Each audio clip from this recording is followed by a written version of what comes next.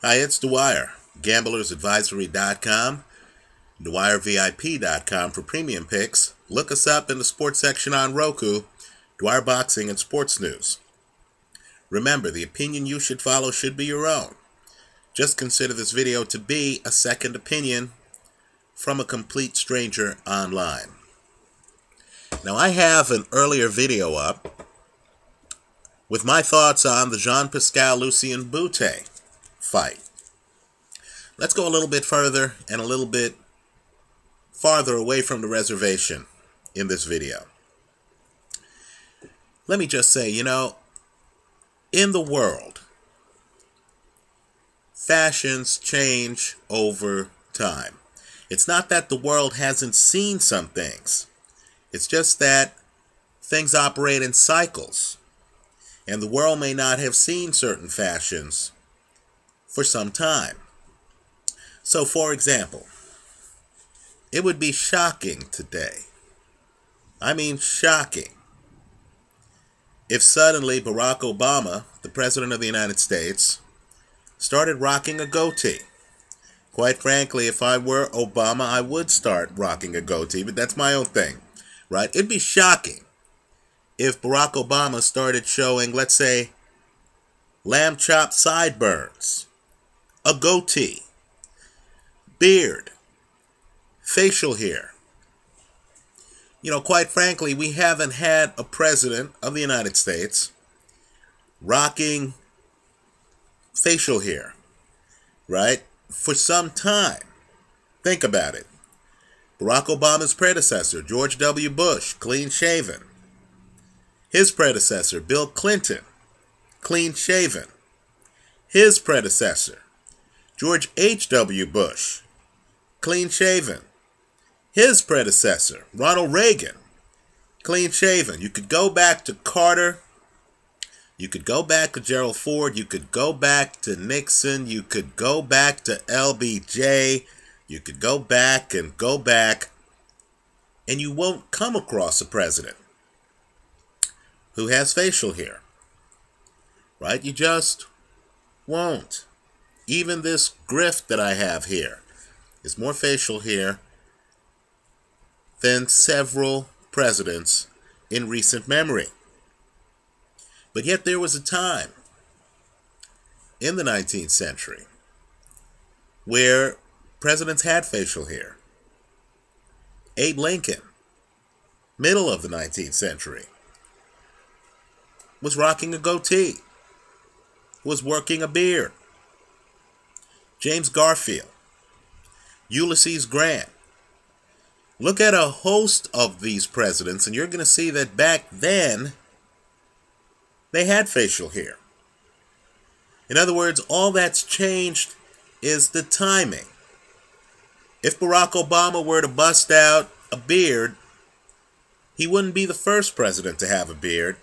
In fact, I don't believe he'd be among the first 5 presidents to have a beard, but yet it would be jarring. It would take the public a while to adjust. That's how it is in boxing. In boxing, certain eras have certain signatures, right? The fighters tend to fight the same way. We become accustomed to that way,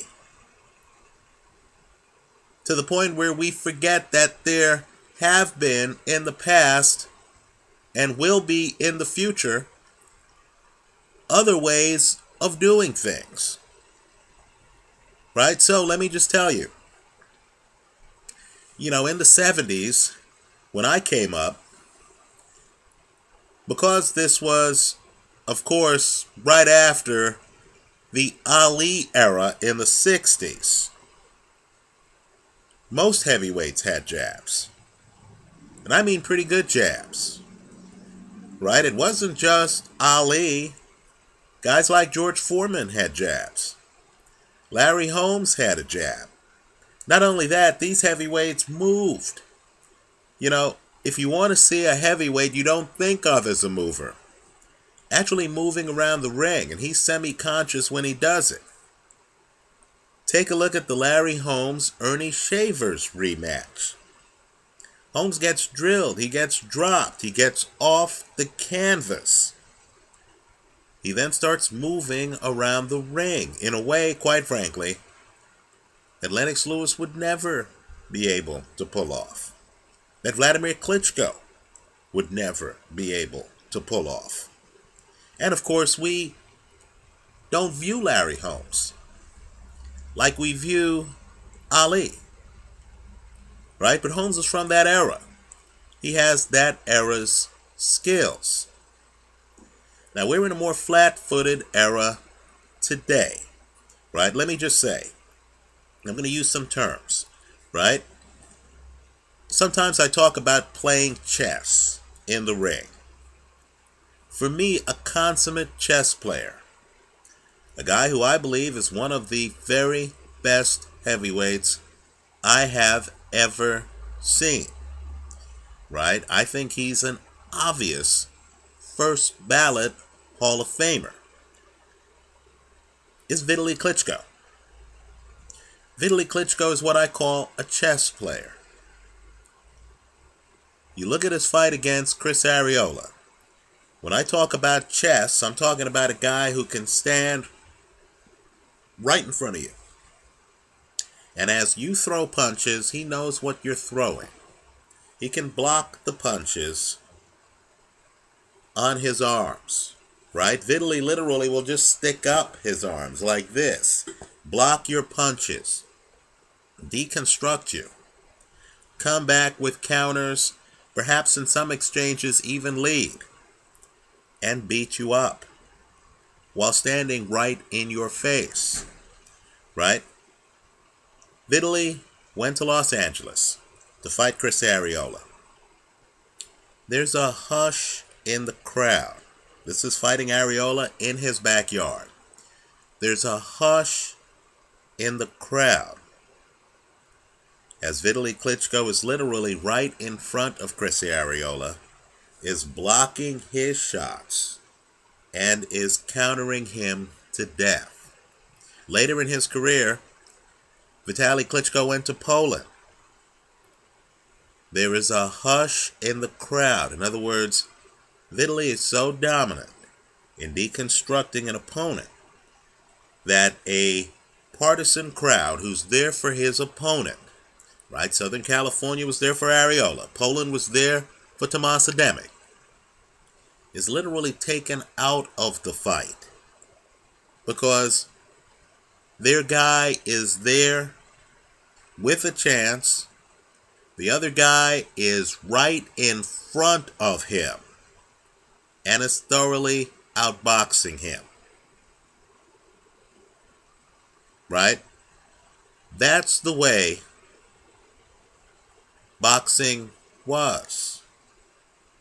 Right? Then Ali comes along.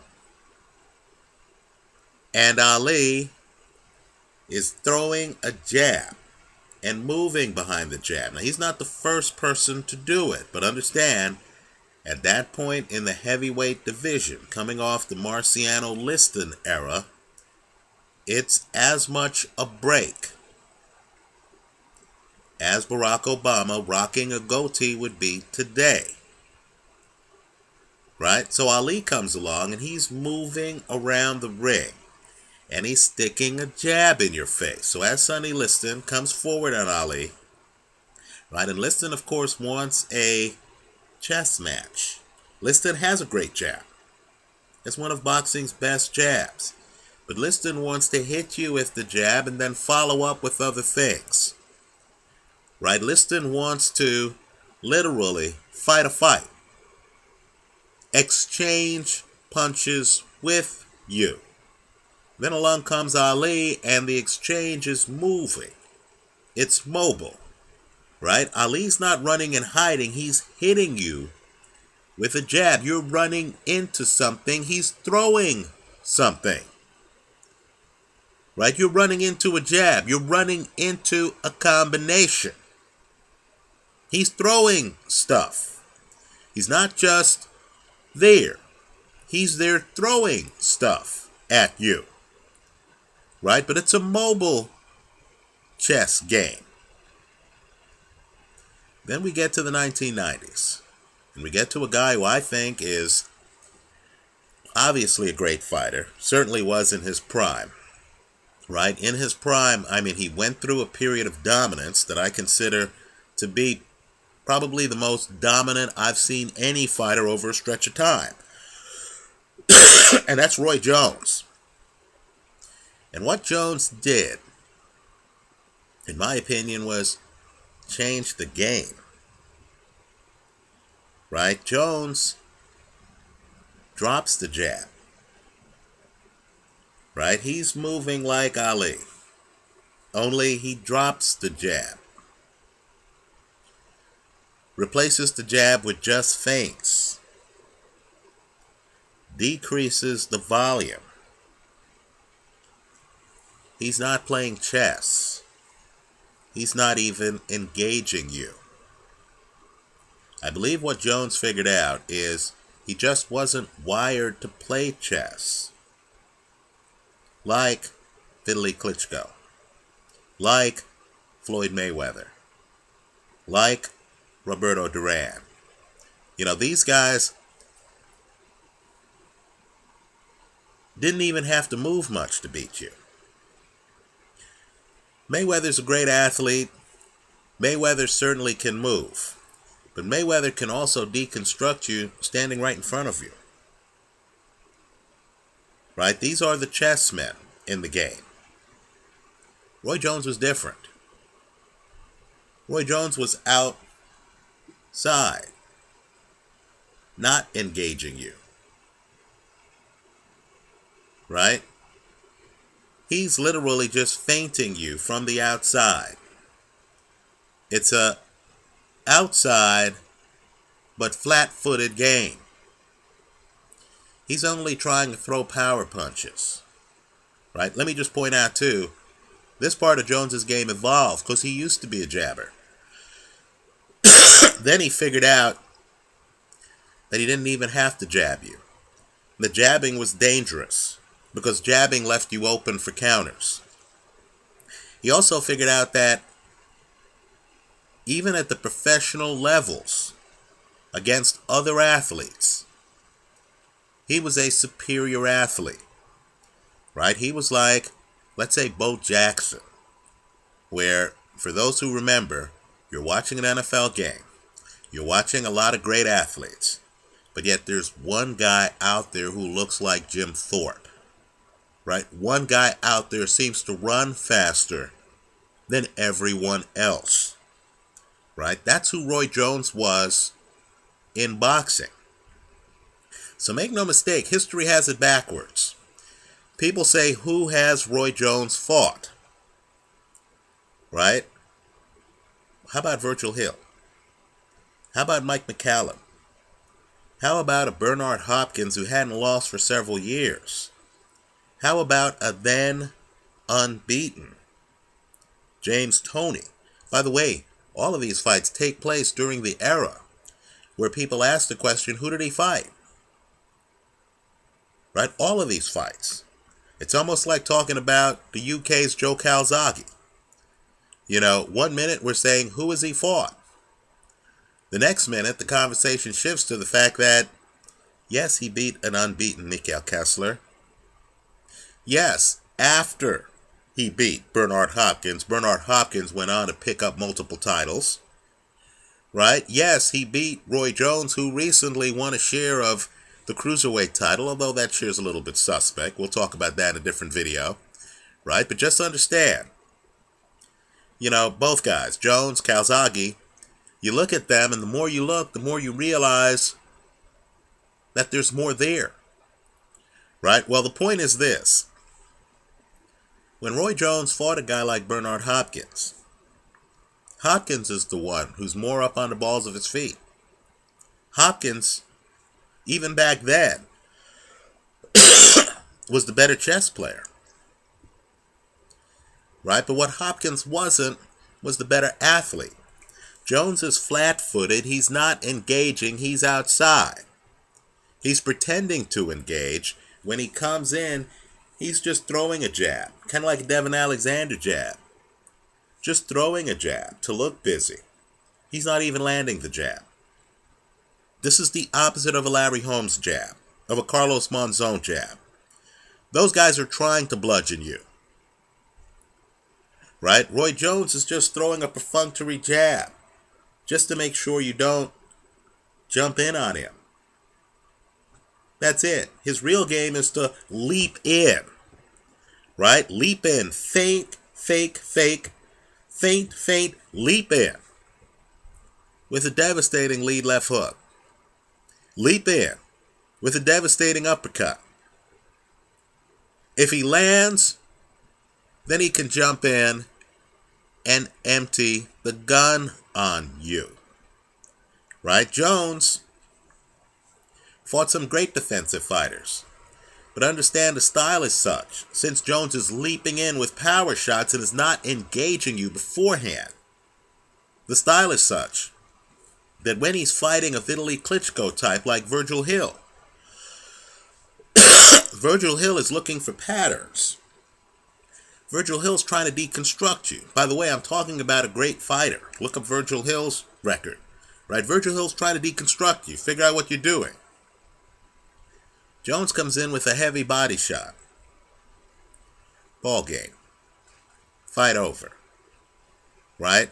Jones is not playing chess long enough. He's not exchanging with you long enough for you to figure out what he's doing. To be Jones, you have to have one-punch knockout power in both hands. You have to have the kind of foot speed that allows you to leap in from across the ring. You have to have the kind of hand speed that allows you to leap in. So a superior chess player, a guy like Vitaly Klitschko, doesn't have time to make the adjustment. And you have to be willing to, mentally, be booed by the crowd and criticized by critics as you walk around the ring on the outside without engaging a lot, or as you throw a perfunctory jab. Think Devin Alexander against Andre Kotelnik, where you're just going like this without any real sting behind the jab, because all you're trying to do is to maintain a few feet between you and your opponent. Well, Jones actually has some descendants in the sport. Right? Two guys come to mind immediately. One is former heavyweight champion David Haye. The other is former light heavyweight champion Jean Pascal. Now understand, like Jones, David Haye and Jean Pascal are among the hardest hitters pound for pound in the sport of boxing. As you look at Pascal's record, I understand his KO percentage is a little bit less than 55%. Don't kid yourself. The reason it's a little bit less than 55% is he's fought some guys who are almost impossible to knock out, namely Bernard Hopkins twice. Right? It's because Pascal is in against the Chad Dawsons. I know Dawson's chin's a little tender, but his defense is excellent most of the time. Right? Because Pascal fights Chad Dawson, Bernard Hopkins, his above average KO ratio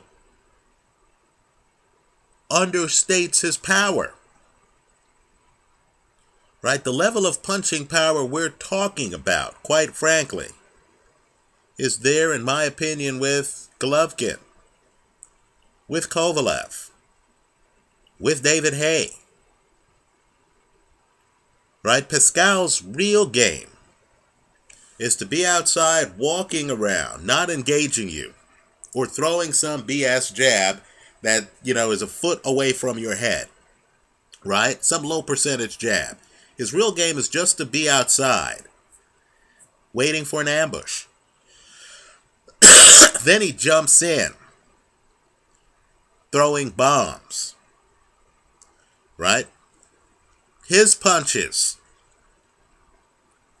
are heavier than his opponents. You look at his CompuBox numbers. Take the CompuBox numbers for his fight against Chad Dawson. And the numbers don't give him a decided edge.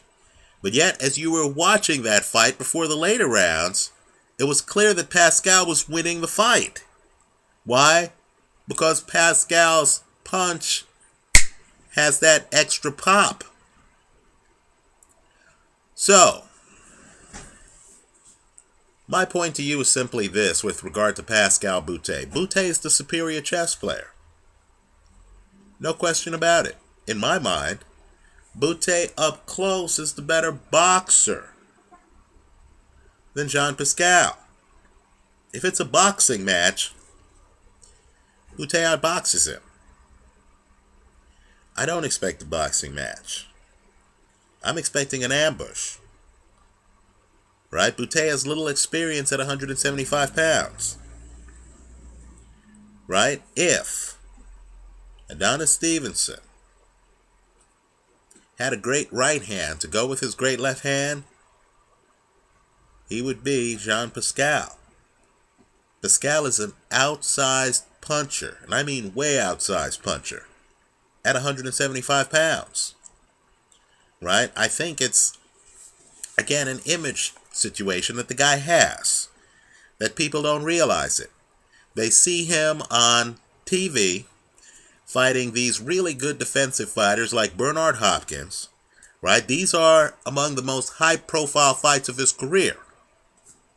And you see Hopkins able to not get knocked down. And you think, oh, Pascal might not hit that hard. How about the first fight? I believe it's the first 3 or 4 rounds of the first fight. Even Bernard Hopkins gets dropped twice. Twice. Right? For the gamblers, I say, I know the casinos have priced this fight up. I'd say it's a high-risk fight. This is not a fight I would recommend betting on. But if you are going to bet, make sure part of your portfolio has Jean Pascal by knockout. Right? The warning signs are all around you. This is a battle for the country. Right? Both Pascal and Bute have made Canada home. They both have a lot of fans in Canada. Right? They're both going to enter the ring to some big-time music. Both guys like to enter the ring to music. Their fans are hyped before they get in the ring. The intensity is going to be at a fever pitch. This is not Zab Judah against Paulie Malignaggi, the Battle of Brooklyn, right? Where you knew that Malignaggi wasn't a big puncher and was going to try to outbox Zab Judah. Rather, this is a fight between two guys who can bang. Both guys can bang. This battle is going to be over tempo. Right? Bute likes to swing his arm. He likes to dictate rhythm. Pascal is outside, feinting, trying to create a rhythm of his own. I'm expecting both guys to go for home runs. Here's the difference between the two. I don't think, and this includes Carl Froch, I don't think Bute has ever been in the ring with a guy who hits as hard as Jean Pascal. Okay, if Pascal lands and Bute goes down early, like Hopkins did, I don't think Bute has the survival skills of Bernard Hopkins. Okay, I just don't. Right? I also think, too, that Jean Pascal moves around the ring much better than most of the guys Bute has fought. Bute does best when he's fighting a guy like Libredo Andrade who's trying to smother him, who's coming inside, right? A guy who's trying to get in on him. Bute's able to use lateral movement and play chess, right? And Bute is excellent going to the body. Brian McGee, guys right up in front of him trying to engage. I believe the fact that Pascal's not trying to engage. Pascal's actually trying to be outside and just plan a few episodes of heavy punches per round. I think that's going to prevent Bute from landing his trademark body shots. I also think the problem with Bute swinging his hand and trying to engage in a slugfest is that Pascal is going to walk away. He's not going to be there long enough to be sucked into Bute's game. So, as of today, January 4th, 2014, since Bute is the underdog, the way I'd play this is I'd take Pascal by KO. Pascal by knockout. Hedged with the better than even money odds that I'm getting on Bute simply to win the fight. You're not going to get wealthy on the play. Really what you're trying to do is to ensure, cut the risk, hedge on a Pascal by knockout prop. Right? In other words, if Pascal doesn't get the KO, then you're covered if Bute wins the fight. Now, why won't I take Bute by decision and forget about Bute by knockout? It's because of Pascal's left shoulder. Understand, a guy doesn't have to be dazed and confused to lose by knockout.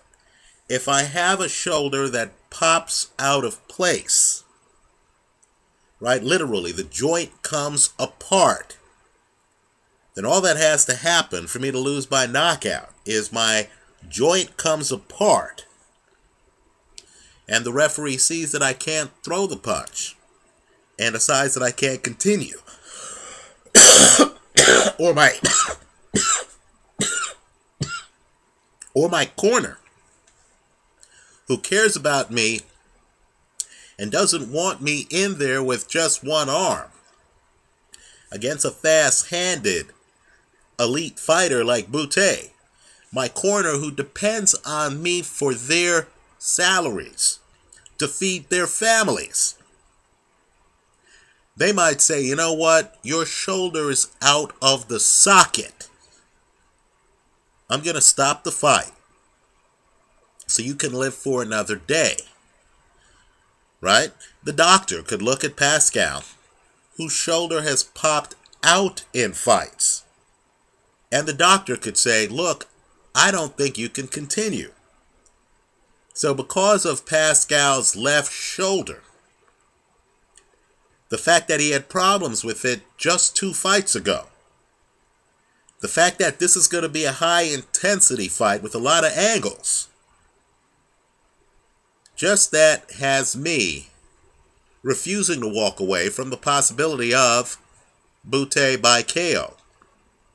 So the bet I'm recommending, and it's possible odds-wise because Pascal's the favorite, because you're getting significantly better than even money on Pascal by KO, and because Bute, the underdog, returns better than even money. The hedge I'm recommending is Pascal by KO, hedged with Bute to win the fight. Right? Give it a look. I know Bute has a punch resistance problem. I'll agree with that.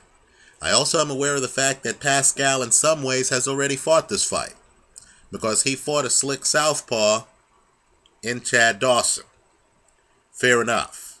I'm expecting this fight to be much more intense than the Dawson fight. I think Pascal has a shot at a knockout. I think the public underestimates his punching power. If he doesn't get the knockout, I think he's in trouble. Let me hear from you. Leave your comments for me here online. Visit us at gamblersadvisory.com. Let me close in saying, too, that I believe Pascal has a stamina problem. Let me also say, too, that if you go back and if you look at the old Roy Jones tapes, where Roy Jones was an HBO fighter, and he's fighting guys where he's clowning from distance but not engaging. If you want to hear an old-timer completely perplexed by Roy Jones's style of fighting, this is as Jones is running roughshod through boxing, unbeaten and beating big names. Listen to Larry Merchant's commentary on old Roy Jones fights.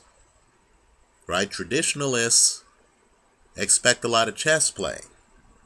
It's jarring when you have an opponent who isn't there to play chess, is going to pretend to play chess, and then is just going to come in with big punches.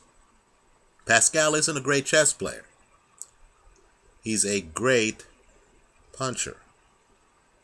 That has gotten him the light heavyweight title in the past. If he lands, I believe this fight is over. I don't think there's any road to recovery for Lucien Bute. Let me hear from you. Thanks for stopping by.